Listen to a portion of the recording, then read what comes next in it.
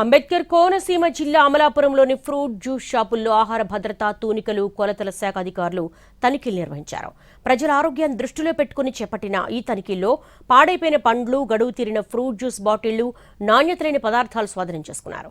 దుకాణాల్లో పరిశుభ్రత లోపాలున్నట్టుగా గుర్తించారు.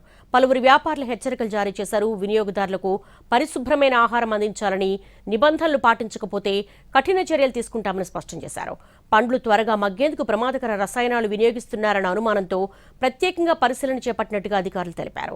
అవసరమైతే నమూనాలను ల్యాబ్కు పంపించి పరీక్షలు నిర్వహిస్తామన్నారు. జిల్లా వ్యాప్తంగా మరో 2 రోజుల పాటు ఈ తనిఖీలు కొనసాగుతాయని తెలిపారు.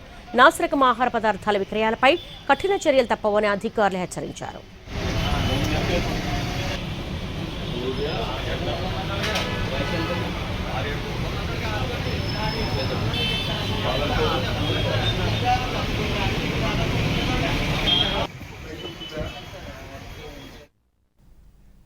స్కూల్ ఎడ్యుకేషన్ అంటే ముమ్మాటికి ఒక్క కేశవరెడ్డి మాత్రమే. కేవలం 1-2 కెరియర్స్ కి మాత్రమే సిద్ధం చేసే ఇతర కార్పొరేట్ స్కూల్స్ కి భిన్నంగా రేపటి ఎలాంటి కెరియర్ కైనా ఒక సాలిడ్ ఫౌండేషన్ ఒక్క కేశవరెడ్డిలోనే సాధ్యం.